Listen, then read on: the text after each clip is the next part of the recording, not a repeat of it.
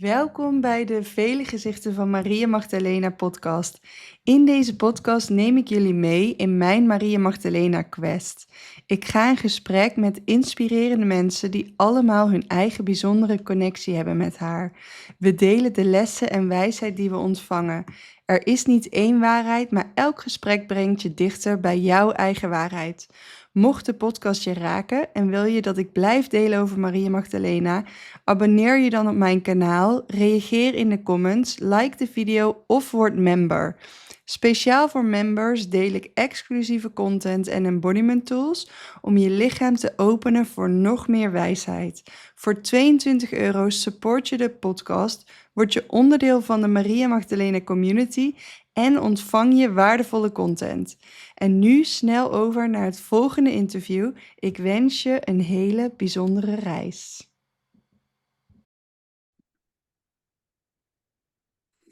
Hello, everyone, and welcome to the next episode of the Many Faces of Mary Magdalene. This time I have a very special guest, and her name is Annie Williams. A lot of you probably already know her, and if not, she wrote this book. And we're gonna talk about this book today and also her relationship to Mary Magdalene and also the dragon path. How is that related to Mary Magdalene? I met Annie in Rennes-le-Bain.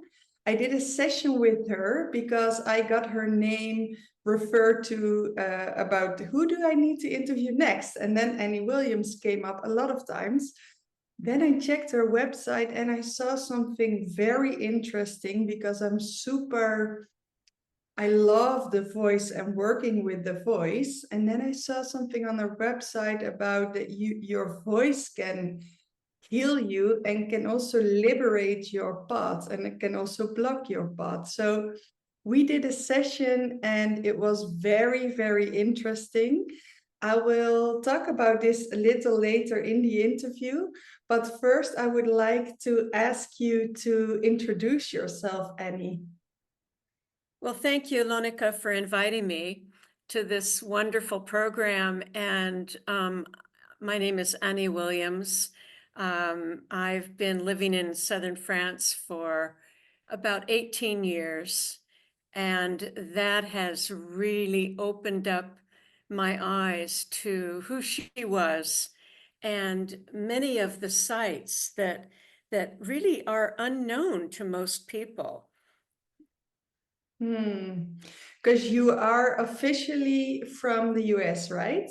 Yes. Born in Los Angeles, and I lived for about 44 years in Sedona, Arizona, in a very powerful place. So I think I tend to go to these magnetic, potent places because they feed the creativity, they feed the energy that I need to produce music, write books, have access to all of those wonderful dimensions that give us knowledge and clarity. And can you share, let's dive in and let's start with the musical part of you, because you are very much a creatrix, I would say, writing books, making music, helping people to find their voice. So let's start with the musical part. Can you share a little bit more about that? Yeah, I always loved music as a child. My father played the piano, and but what was funny, instead of playing the piano part, the keys, I always wanted to lift the back up and play the strings directly, which is really like a harp. A piano is like an ancient harp on its side and then with the keys added. So I thought that was funny because it would be many, many years before I would be playing the harp. But my family was always having classical music on. My grandfather was a opera singer. So anyway, it was in my blood. And I would say when I was 15, I picked up the guitar and found I could pick out the chords and how to do finger picking. And I was amazed. I almost, fell over backwards. It was so shocking because how did I know that? And I'm sure it must have been from a deep memory of playing music many times. So I started recording in 1981 with a wing and a prayer. I really didn't know what I was doing. And then a big music distributor heard my little cassette. In those days we had cassettes, and they decided to reproduce it and distribute it all over Europe and then in other parts of the world. And so I was just shocked because I barely knew how to play. But Oh, I would always pray to the angels, help me bring through the music that is needed now. And on the recording studio, I would receive words, poetry that I would put into the song. And I mean, they were words like people right now are using, like we are one, we are returning to what we once knew. I mean, in 1981, these downloads of songs and things. So anyway, it just kept evolving and until I think it was 1991 in England. I was in Glastonbury mm, and I saw a one-woman show, a theater production by a woman named Sue Palmer, an amazing actress. And she presented the Gospel of Mary, as in Magdalene, mm, as a one-woman show. And I was just in awe because all I knew about her is she was a so-called prostitute whore, right? This old story that just takes forever to die. And and I really was awakened at that point about her wisdom and who she was. So that started my journey, and it did start in Glastonbury. oh wow, beautiful. And how did you end up then in where you're living now in the south of France?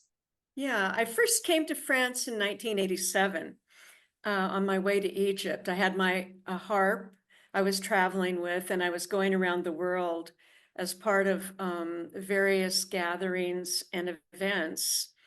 And I stopped off to see a friend, and it was my first trip to southern France. And I remember feeling like, what is this place? There are so many layers and depth of ancient history here. And I almost couldn't do anything for 3 weeks. I just thought, where am I? This place is amazing. Well, it turns out, human life for a million years in this area. And the history layers are just so fascinating. So then I did move here in 2006 and part-time at that time. And then I got my permanent residence. So, of course, how I got here was another kind of miracle. I had a friend who was living in this village, but also in Sedona, Arizona. I'm in a village called Rennes-les-Bains, which is right in the heart of Magdalene country. And as you said, that's where we met. And a friend received a message from the forest, and the elemental said, "We want you to bring Ani with her harp. We want her music over here." Oh, wow. And so I came, I brought a little group with me, and I landed, and I just thought, I'm home. I don't need to leave. Wow. But this is also what you do, right? You bring your harp, you go to power places, and then how do you do it? Do you attune with the field there, and then something intuitive comes out, or how does it work? It happens in many, many different ways. Mm. When I go to an ancient site like a megalithic dolmen or a menhir, I ask, for the energy, the guardians, to show me what the place is, to make contact. And then often I will hear sounds and create a song for the place. Other times, it will be interesting. One time I was in your territory, well, many times I used to do concerts and workshops in Holland in the early 1990s. And I was in Zutphen for a big Magdalene conference. And this was later, maybe in 2000 something. And I was staying overnight in a little B&B, and the conference was going to have hundreds of people attending, and I was going to play some music in her honor. Well, that night I felt a presence come into the room, and she announced herself as Magdalene. And she said, "I want a new song for tomorrow." And I went, "Right." No So, pressure. so the melody came, the words came, and I played it along with many other Magdalene dedicated pieces, but that was everyone's favorite because it was fresh and direct, you know. So Wow. this happens a lot, you know, if I'm going to an ancient temple of a goddess of Isis or Artemis or Hygeia, or to the Black Madonna of Montserrat, you know, right before I go, they will sometimes appear to me and say, "I would like a song." I think one of the girls tipped off the other girls that I write music for them. Exactly. So I usually say, okay, and I do my best, but they end up to be very special songs because they're not my agenda. They're Exactly. connected with Wow. whatever deity, whatever teaching, whatever presence and wisdom is there, to my best ability, I should say. And how did this enter into a book? Because I feel, and I also read your book, partly, not fully, and there are many sites that you visited, and this became, yeah, your own pilgrimage, I would say, to discover, Right. uncover the whole area. Can you share a little bit about this journey? Yeah, it's been a big journey, about 18 years. As Mm. soon as I arrived here, I started traveling and visiting many different sites. And this book focuses on the Pyrenees region, a little bit to the north in this area where I am, and then mostly to the south, from the Pyrenees to Mallorca, and all of the Magdalene sites there. So when I started visiting, and I visited most of the sites many, many times over and over, because each time I would learn something new. Or I'd meet the owner and they'd have open the door, you know, and then I would be able to do a concert there or something. It was just an ongoing, evolving process over many years. But the journey, the quest, was guided by dreams quite often. Mm. And I was given clues like a mystery quest to places of Mary Magdalene, of the qualities of her sites, what the teaching was in each place. And the journey also became a path of songs, a camino de canciones. And so each place has its song. And that also goes with the book. It's a whole double album of music dedicated to each place, as well as videos. I couldn't just write a book, right? I had to do the whole thing. And what can you share a little bit about your discovery about the cross that you are talking about in your book? Yeah. So going back to a very early point in the quest, I was back in the US visiting my family, and I had a dream. And in the dream, I was in the Pyrenees, and I heard a voice, and it said, "You need to light 4 fires, sacred fires, as part of your journey of discovery." But they didn't tell me where. I was just shown the Pyrenees range. And so the journey became first a quest to find the 4 sites for the 4 fires. And each site that I was guided to ended up to be not just one megalithic monument, but dozens, at least a dozen at each point of this cross that developed. And so I realized that this cross that I was rediscovering It wasn't my discovery. I was just rediscovering something that had been there for a very long time. And it must have been placed about 6,000 years ago or more, because these megaliths that are grouped marking the 4 points of the cross, which the northern point is in just to the east in the village where I live. So on the northern side of the Pyrenees. The Southern Cross is down toward Barcelona.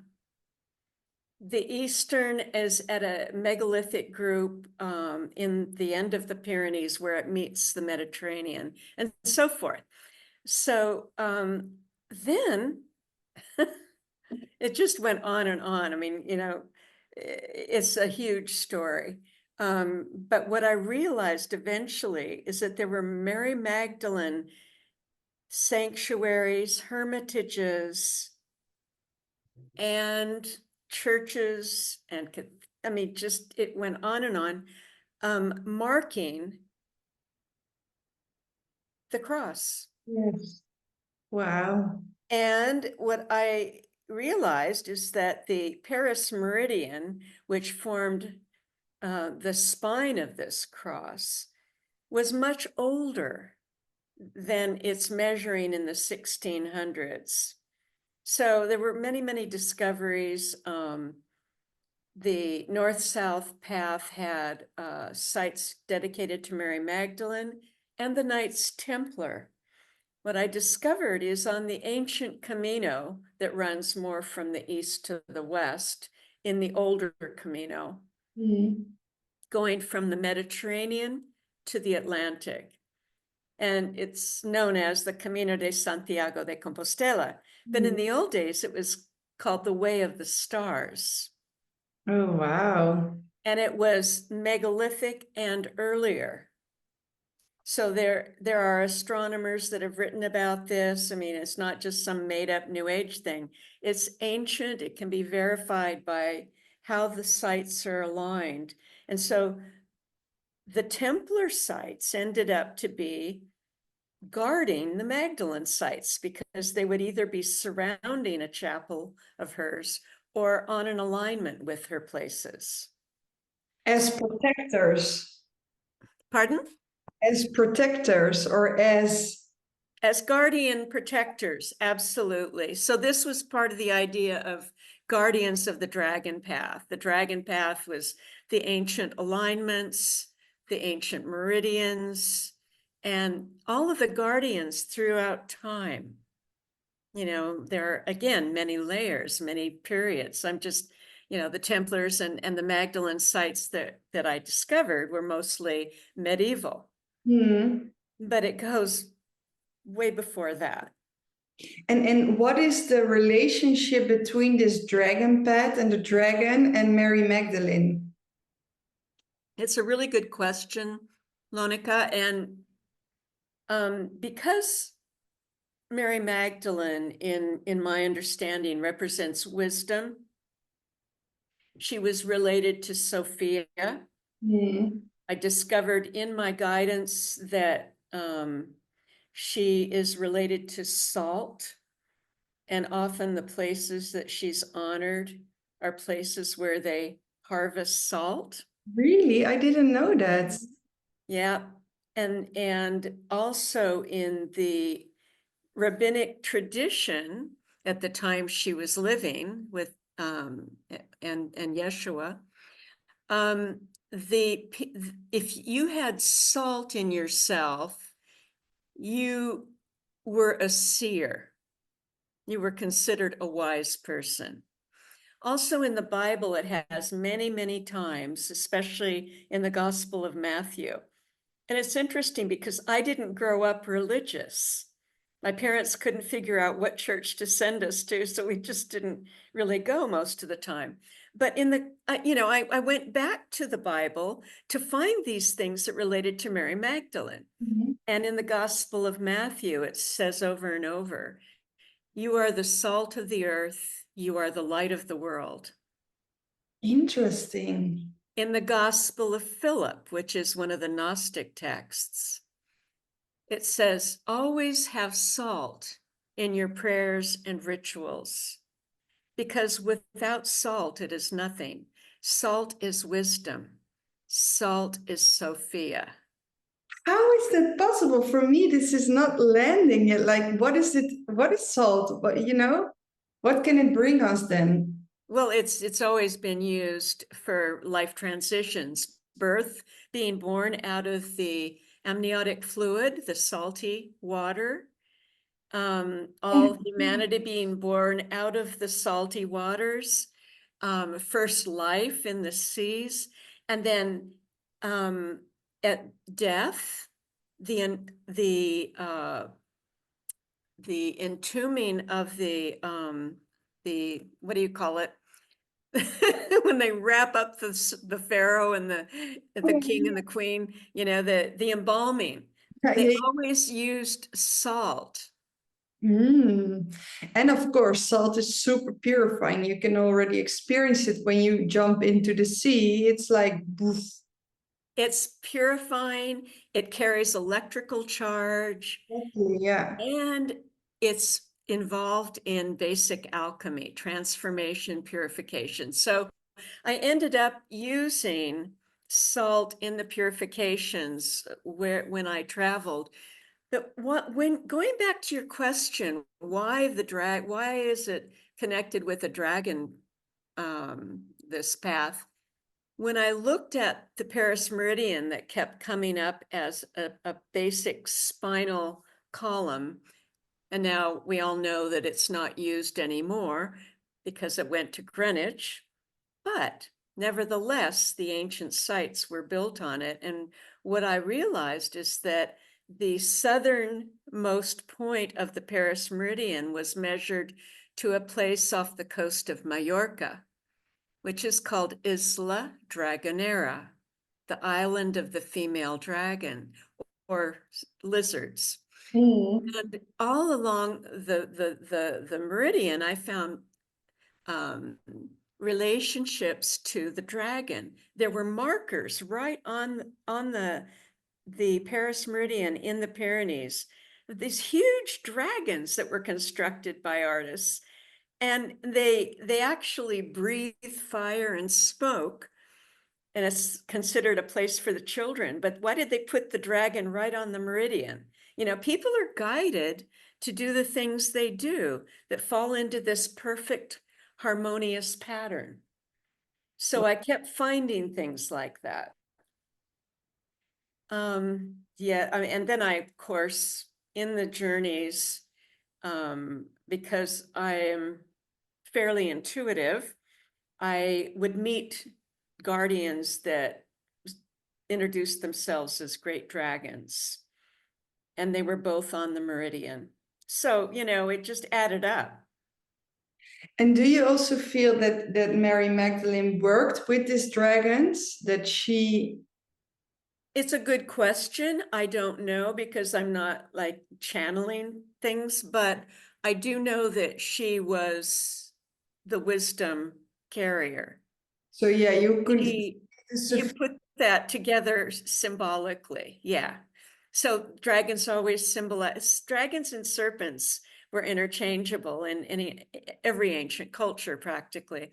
And they represented not only wisdom and knowledge, but medicine, healing, transformation, death and rebirth. Exactly. Wow, there's so much wisdom inside of you, and we can go so many directions. So I'm like, oh, yeah. No, We can slow down and just focus on one.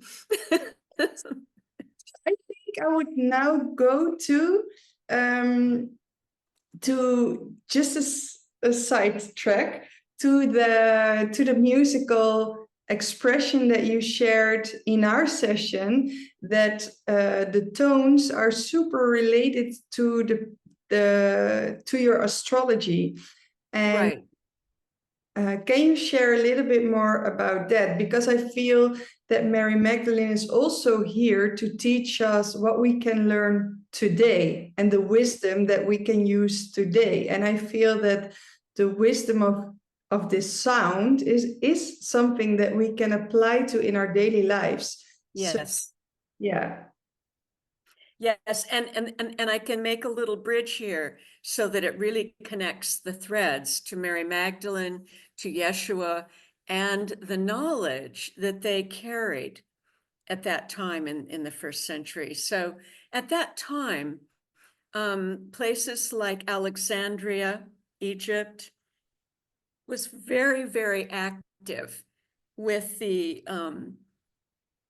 really a concentration of ancient traditions working together, gathering the ancient texts, transcribing them, and the Hermetic wisdom, the high sciences of life, included music, medicine, astronomy, astrology, and life science, understanding the biology of how we can thrive. They were incorporated into like one great science, the great work. So at that time, there was no isolation between Israel, Palestine, and Egypt. There was a lot of exchange of knowledge, and with Greece as well. So Magdalene would have known these traditions, and one of the big teachings in the Hermetic traditions is the power of voice. Thoth taught the power of voice and the magic of words to Isis. So these were the teachings that were proliferating at that time. So they absolutely connect to Mary Magdalene as a woman of strong voice, a woman of courage, who spoke her truth. And that is the whole idea behind what I do, called voice analysis. Mhm. And it's combining the ancient science of Hermetic wisdom with modern science. I actually use a machine to analyze the patterns in the voice, asking specific questions like the highest goal of one's life. What would you love to be doing, And the notes that are really important for that individual always appear. And the human voice normally just uses about half of the musical tones possible. So we find the tones that are missing that relate to one's greatest potential. And then we have, we give the person that information so that they can do the work. They can tone their tones and see their life transformed. It can affect health, releasing creativity, increasing clarity. More power, I would say as well, because if I'm using the C tone, that is my tone that I need to practice, afterwards I feel more empowered or more in my power. There's less of the nice girl wanting to appear. It's just more me. Yeah. Yeah, it brings authenticity. Yeah. And centeredness and embodiment. Yeah, absolutely. Yeah. So how I would prescribe it, and you can correct me if I'm wrong, or but this, so you are born at a certain time, at a certain place, and this is your star sign and your astrology chart. And this tells you a lot about the tones that are good for you, and that are good for you to use while you're speaking or while you're singing. And most of the time, they are missing. The key tones that are super useful for you are missing in your daily life, Right. and that is causing you to, yeah, not fully be able to express yourself as your authentic self, and you're missing parts of you because you're not using that sound, right? Yeah, when I have a client, which is about every day lately, I'm always amazed at how the human soul and body is surviving, because we weren't given all of this information. And we're really walking miracles that we do as well as we do without given the basic things like, what is our soul tone? What is the frequency that liberates us? And just basic things like that. So to put it another way, you described it really well, but to give a little visualization. So if we imagine all of the planets, the sun and the stars at the moment of birth in the heavens forming a pattern, and this is like a blueprint. And that blueprint of sound, and we know now from astrophysics that the planets and stars are emitting frequencies. You can hear them recorded. So all these subtle frequencies are imprinting the soul as a celestial blueprint. Now, I don't believe in fated, using astrology to say this is going to happen, that's going to happen. No. We have the power to change everything. That's the whole point. So what I've found is that the voice mirrors this celestial pattern. And quite often, if a person was born, like you said, under a certain sun sign, and that frequency that relates to that part of the constellation will be dropping out.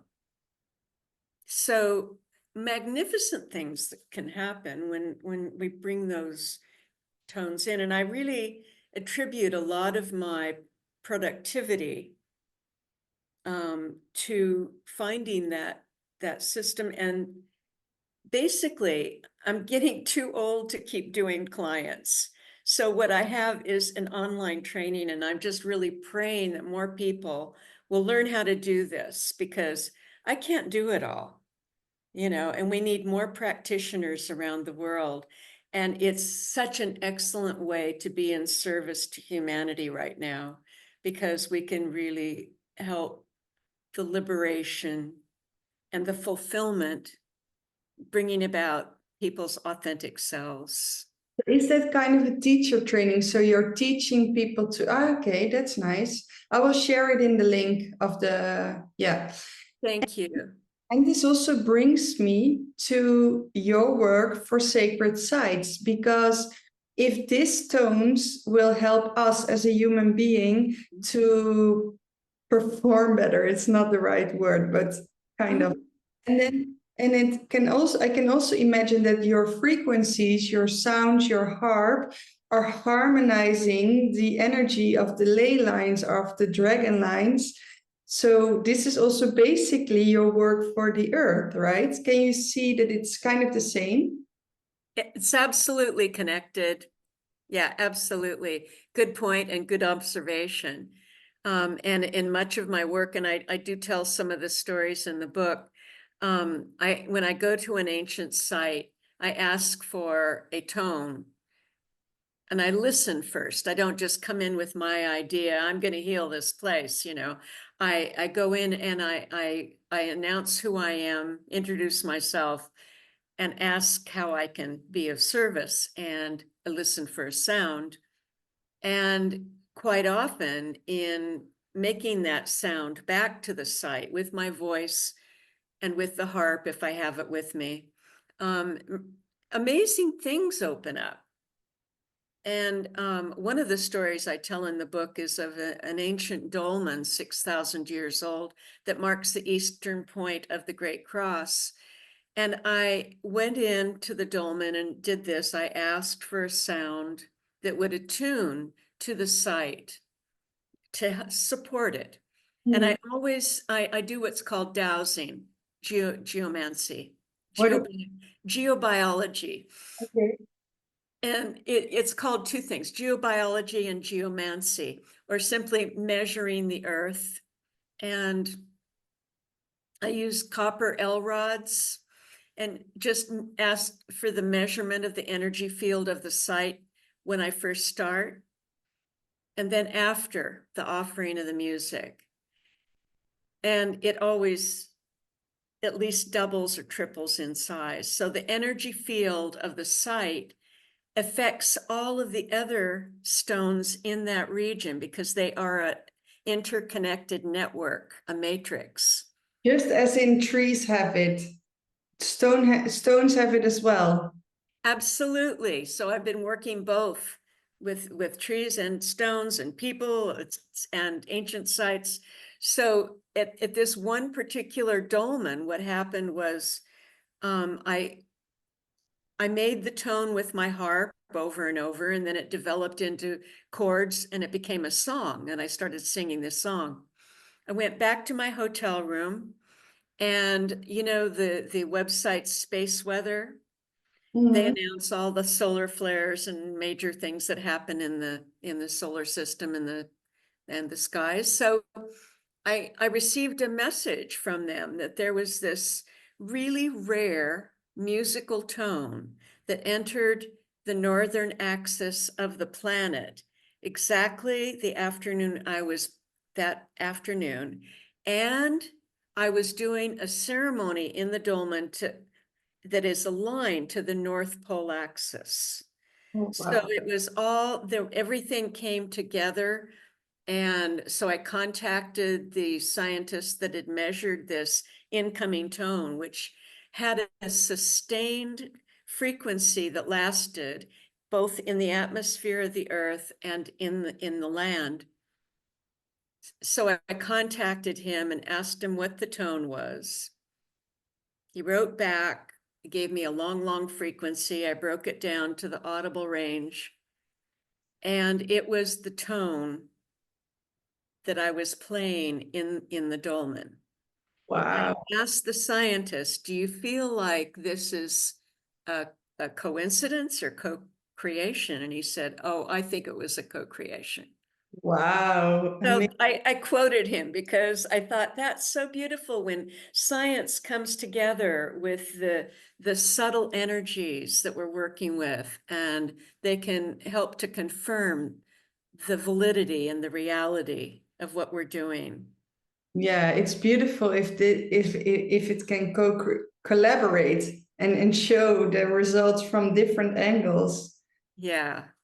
And so the question that comes up is, what is the movement you like to create with all of the work that you do? What do you hope that people start moving towards?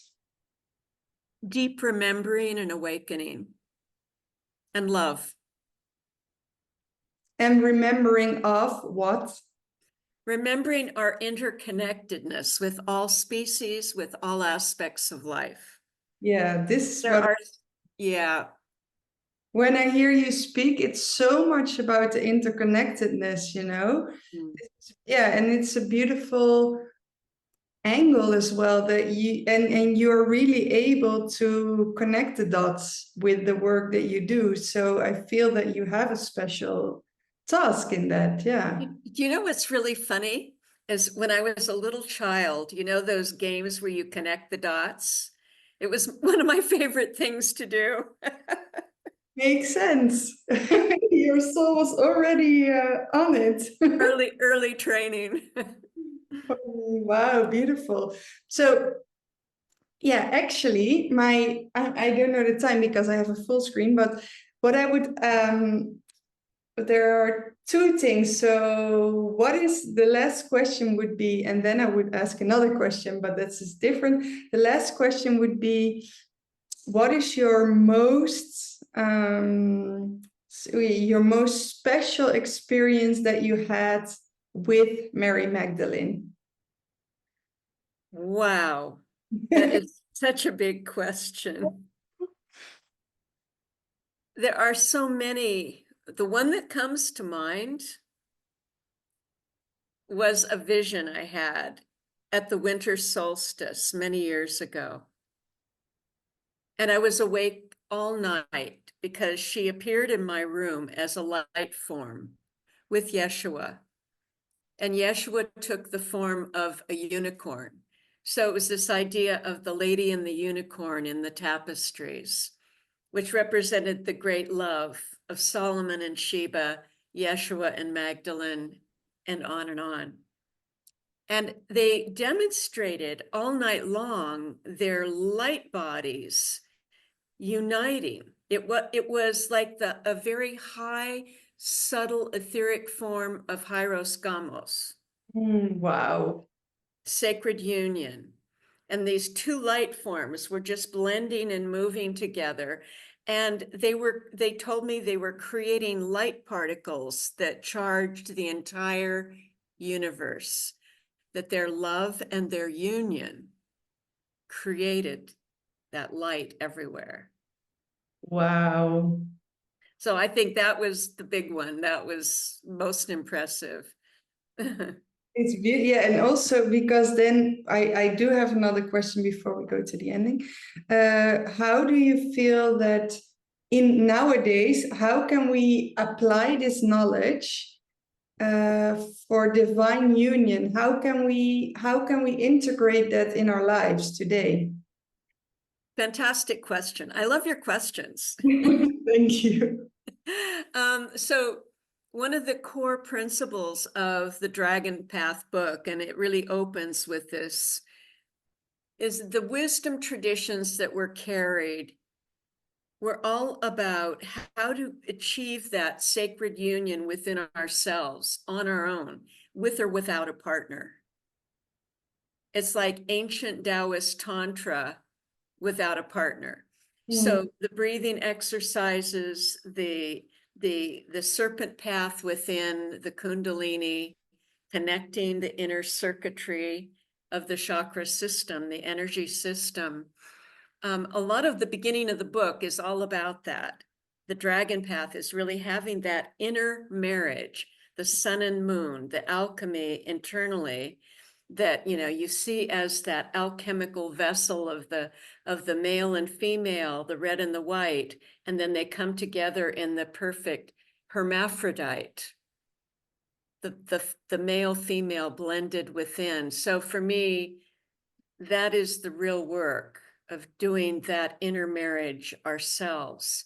And when we do that work ourselves, if we're meditating, we're doing breath work, we're using mantras, self-awareness, then we can truly have those illuminating relationships in our lives. But without that, we're just, half a piece of something falling into someone, and then it never seems to last. Yeah, so it feels incomplete when you are not in that yourself, this union. Yeah. Cool. Thank you so much. And my last question is going to be, can you share a little bit of your work with us? Like maybe it's a meditation, maybe you can play the harp. I'm not sure if that works with the sound. Maybe we can tone together with you, something that spontaneously pops up in you that you can share. Good. Well, again, it's something that I write about in the book, and it's something that I do with my clients in voice analysis. And it's something that I do in my own personal meditations. So let's get comfortable. Yes. And with the back fairly straight and the feet on the floor, and and just take some deep breaths and feel the body softening with every breath. It'll just be a short little meditation.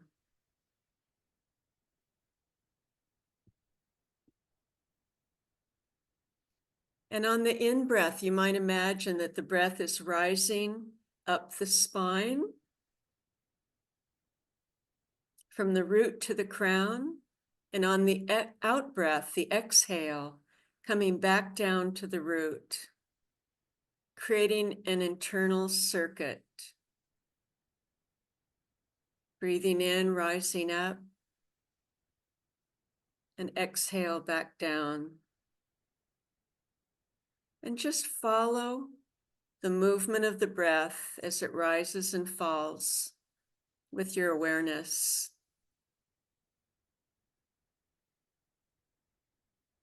Feel your body continuing to soften and relax. Be aware of any tension that you're holding.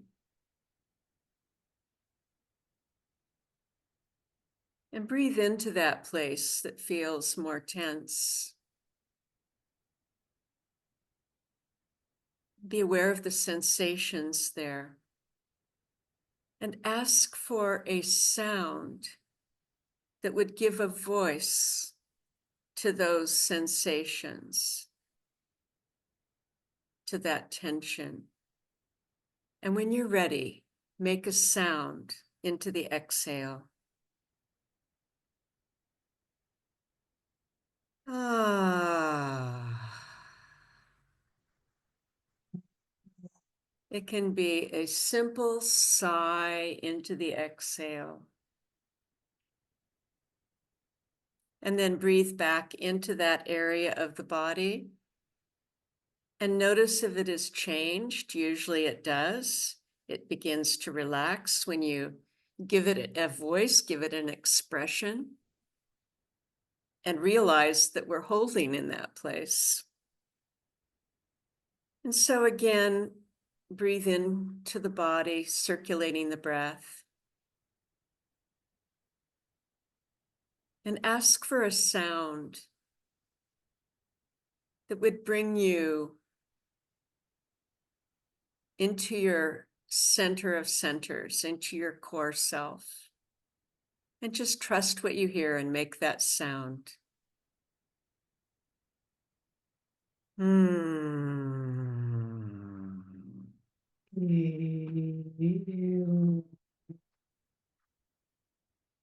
And you can open your eyes. This is a meditation that I often use. I call it the Golden Cobra meditation, circulating the breath as the internal serpent paths, the Ida and Pingala and the Sushumna. Just really based on ancient traditions in Taoism, Kundalini, etc. But it's very helpful for centering and then opening the voice to the authentic sounds that we need to make. Beautiful. So much. I really enjoyed our conversation, and I hope you did as well, listeners. And if you have questions, which I can imagine because we touched upon so many topics, please share them below. I will make sure that we will answer them afterwards. I always love to hear what you've experienced, if you have any questions, what came up, because it's nice to see from you, but also to inspire others to connect with them as well, but also to inspire them with your own experience. We can learn from each other. So, Annie, where can people find you? My website is ANIWilliams.com. And also I have Facebook accounts for my sound and my personal Facebook.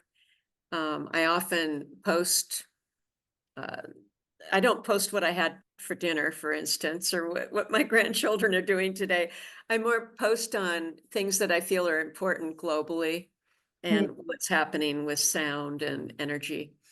And also, I have a YouTube channel. I can send you all those links. We will put them in the show notes, and you can find the book on our website as well. You can order it, right, on your website. Actually, there are links to the Amazon sites around. Most countries carry it. Are also big book companies. Yeah. Thank you so much. Thank you. I really love the conversation, all of your wisdom, and also our session before. So thank you so much. And I see you next time for the next episode, which will be in English as well. Yeah. See you next time. Thank you. Thank you.